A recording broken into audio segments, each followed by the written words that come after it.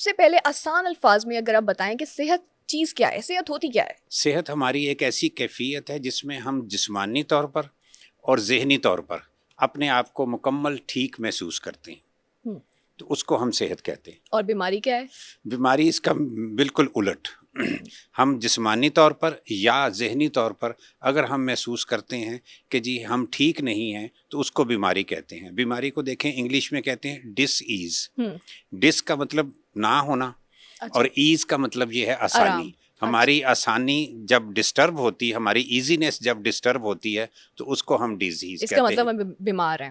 ہاں جی۔ اور life style کیا ہے؟ لائف سٹائل روزمرہ زندگی کو ہم کس طرح ڈیفائن کریں گے؟ لائف سٹائل سے پہلے ایک چیز کو سمجھ لیں کہ جو بیماریاں ہیں یہ دو قسم کی ہوتی ہیں۔ اچھا۔ ایک وہ بیماری جس میں کوئی نہ کوئی جراثیم شامل ہوتا ہے، چاہے وہ جراثیم بیکٹیریا ہو، چاہے وہ وائرس ہو، چاہے کوئی فنگس ہو۔ نزلہ زکام یہ والی بیماری ہے؟ جی، نزلہ زکام میں تو وائرس ہوتا ہے۔ اب کئی ایسی بیماریاں ہیں جن میں کوئی جراثیم شامل نہیں ہوتا، آپ کا جو لائف سٹائل ہے نا وہ بیمار کرتا ہے۔ اب جن میں تو جراثیم کوئی شامل ہوتا ہے اس میں تو آپ کہہ سکتے ہیں کہ جی میں اس جراثیم کی وجہ سے بیمار ہوا، یا اس شخص کو آپ برا بھلا کہہ سکتے ہیں جس کی وجہ سے وہ جراثیم آپ کے اندر آیا۔ اچھا۔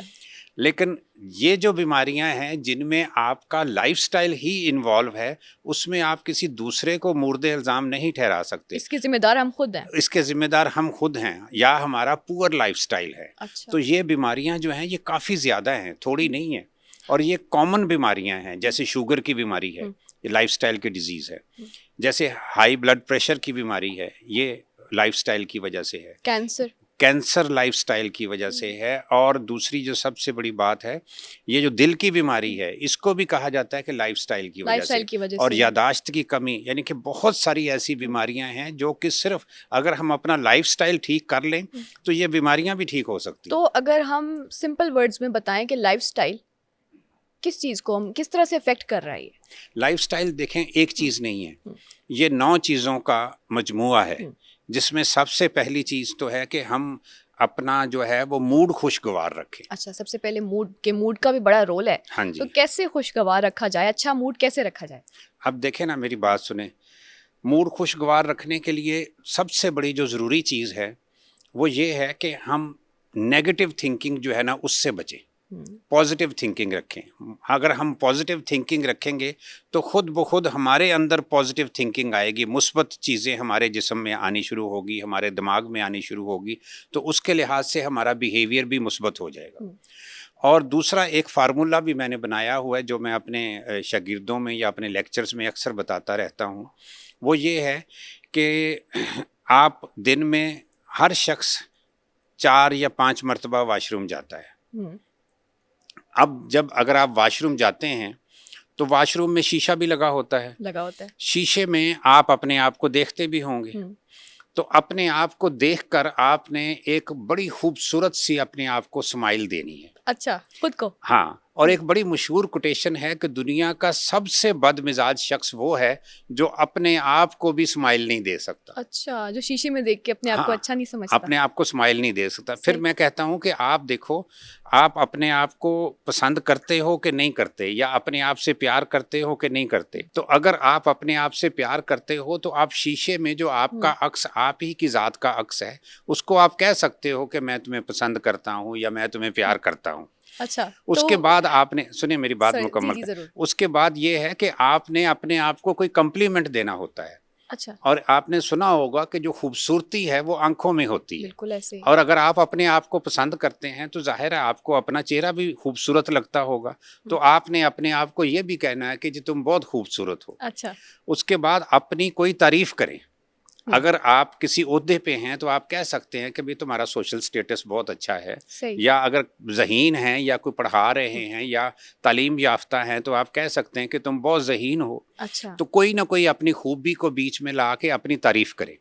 اب دیکھیں اس سارے پروسیجر کا رزلٹ کیا ہوگا کہ آپ نے اپنے آپ کو مسکرا کے بھی دیکھا، اپنی تعریف بھی کی، تو آپ کا موڈ اور آپ کا جو ہے نا ٹیمپرامنٹ زیادہ ہوتی ہاں ہے، وہ ایک دم خوشگوار ہو جائے گا۔ صحیح۔ تو اگر آپ یہی کام 4-5 مرتبہ کریں گے تو کیا ہوگا، خود بخود جو ہے نا آپ خوش رہیں گے، آپ خوش رہیں گے، زیادہ تر عرصہ آپ خوش رہیں گے، اور یہ موڈ آپ کا اتنی دیر تک خراب نہیں ہوگا جب تک کوئی سک مائنڈڈ اس کو خراب نہ کرے. سک مائنڈیڈ اس کو خراب نہ کرے، یعنی کہ کہتے ہیں کہ happiness comes from in side. سک مائنڈیڈ لوگوں کی آپ نے بات کی، آس پاس کے لوگ ہمارے موڈ پہ انفلوئنس کرتے ہیں. چلیں اپنا تو ہمارا ہو گیا، تو لوگ کس طرح سے انفلوئنس کرتے ہیں اور ان کا کیا طریقہ ہے کہ ہم ان کو ذرا دور کر سکیں اپنی زندگی سے؟ دیکھیں، یہ سک مائنڈڈ سے مراد آپ سمجھ لیں کہ وہ جو منفی ذہن کے لوگ ہوتے ہیں. اب منفی ذہن کے لوگوں کی میں آپ کو ایک چھوٹی سی مثال دیتا ہوں. جیسے فار ایگزامپل آپ محنت کر رہی ہیں، زندگی میں ترقی کرنا چاہتی ہیں، تو آپ اپنی زندگی میں ترقی کرنا چاہتی ہیں تو آپ ہی کے دوستوں میں یا آپ کی سہیلیوں میں کوئی ایسی ہستی ہے جو کہ آپ کو کہتے ہیں جی ترقی کر کے کیا لینا ہے، کھانی تو 2 روٹیاں ہی ہیں، اتنا پڑھ کے کیا کرو گی؟ ہاں اتنا پڑھ کے کیا کرنا ہے یا اتنی محنت کر کے کیا کرنا ہے. اس کا نتیجہ کیا ہوگا کہ آپ کا جو جوش ہے نا ترقی کرنے کا وہ خود بخود ڈاؤن ہوگا. اگر وہی سک مائنڈڈ ہستی روز آپ کو یہ کہے کہ بھی خام خواہ کیوں اتنی محنت کر رہی ہو، تو آپ میں کبھی بھی وہ ترقی کا جذبہ جو ہے نا وہ اتنا اس جوش پہ رہ نہیں سکتا. سک مائنڈیڈ لوگوں کی چند نشانیاں بتا دیں تاکہ آڈینس کو بھی پتہ چلے کہ کن لوگوں سے دور رہنا ہے. پہلے آپ کو میں بتاؤں کہ سک مائنڈڈ کی امپورٹنس کیا ہے. اچھا، اس کو یہ سمجھ لیں. دیکھیں، زندگی کے 5 مائل سٹون ہیں جو ہر شخص کی زندگی کو شیپ دیتے ہیں. اس میں سب سے پہلا ہے آپ کی پیدائش. آپ نے کس گھر میں پیدا ہونا ہے، مسلمان، ہندو، امیر، غریب، کس شہر میں پیدا ہونا ہے، کس ملک میں پیدا ہونا ہے، یہ آپ کا ایسا فیکٹر ہے جس سے آپ کی پوری زندگی سیٹ ہوتی ہے. صحیح. اگر آپ اچھے گھر میں، ایک امیر گھر میں پیدا ہوتے ہیں، تعلیم یافتہ گھر میں پیدا ہوتے ہیں، تو آٹومیٹیکلی آپ کی زندگی وہاں سے سٹارٹ لے گی. صحیح ہے، صحیح. اچھا، اب یہ آپ کے بس میں نہیں ہے. نہیں. ٹھیک ہے. دوسرے نمبر پہ ہوتی ہے آپ کی تعلیم. اب تعلیم پہ بھی اگر غور کریں تو تعلیم بھی آپ کے بس میں نہیں ہے. اس میں کیا ہوتا ہے کہ آپ کے جو ماں باپ ہیں ان کی افورڈنگ کیپیسٹی اور ان کی ویژن کے مطابق جتنی ان کو سمجھ ہے وہ ویسے ہی اپنے بچوں کو تعلیم دلائیں گے، اسی اسکول میں بھیجیں گے جس میں وہ افورڈ کر سکتے ہیں، جس میں وہ افورڈ کر سکتے ہیں. صحیح. تو اس کا مطلب یہ ہے کہ آپ کے اختیار میں اپنی تعلیم بھی نہ رہی. تیسرے نمبر پہ آتی ہے آپ کا پروفیشن. اب پروفیشن میں جو ایک جائزہ لیا گیا ہے پورے پاکستان کا، اس میں دیکھا گیا ہے کہ 90% سے زیادہ لوگ وہ پروفیشن اختیار کرتے ہیں جو کہ اپورچونٹی بیسڈ ہو. صحیح، کہ جس میں پیسہ زیادہ ہو، اس طرح سے، یا جس میں ان کو موقع ملتا ہے. اچھا اچھا اچھا. تو اب ظاہر ہے کہ اس میں ایک بچہ جو ہے وہ یہ بھی نہیں دیکھا جاتا کہ اس کا ذہن کس طرح کا ہے، اس کے اندر صلاحیت کس طرح کی، کیا کرتا ہے، وہ پسند کیا کرتا ہے، اور آٹومیٹیکلی اس نے تو دیکھنا ہے کہ بھی مجھے روزگار کہاں مل رہا ہے. صحیح. تو اس لحاظ سے اس کا مطلب یہ پروفیشن والا جو شک ہے یہ بھی آپ کی مرضی کی نہ ہوئی. اس کے بعد چوتھی چیز جو آپ پہ اثر انداز ہوتی ہے وہ ہوتی ہے لائف پارٹنر. اچھا، وہ بھی ہماری چوائس نہیں ہوتی. وہ کچھ لوگوں کی ہوتی ہے اور کچھ لوگوں کو اتنی سمجھ نہیں ہوتی کہ اچھا لائف پارٹنر کیا ہوتا ہے، کس کو چوز کرنا ہے، کس کو چوز کرنا ہے. اس میں دیکھیں، جو میں آپ کو بتاؤں سب سے اہم چیز یہ ہوتی ہے کہ آپ نے شکل نہیں دیکھنی.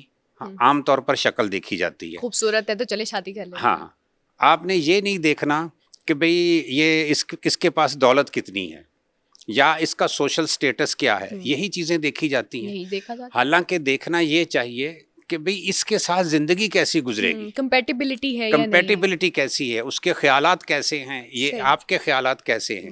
ان چیزوں کو دیکھ کے شادی نہیں کی جاتی. نہ ماں باپ سوچتے ہیں، نہ میل نہ فیمیل جو شادی کر رہے ہوتے ہیں. ماں باپ زیادہ فائنینشیل سٹیٹس کو دیکھتے ہیں اور جو بچے ہوتے ہیں وہ خوبصورتی کو دیکھتے ہیں. اسی لیے ایک بڑا مشہور محاورہ ہے کہ بری شکل کے ساتھ گزارا ہو جاتا ہے، بری عادتوں کے ساتھ گزارا نہیں ہوتا. تو اس لیے عادتوں کو دیکھنا، اس شخص کو دیکھنا جس کے ساتھ آپ کی شادی ہو رہی ہے،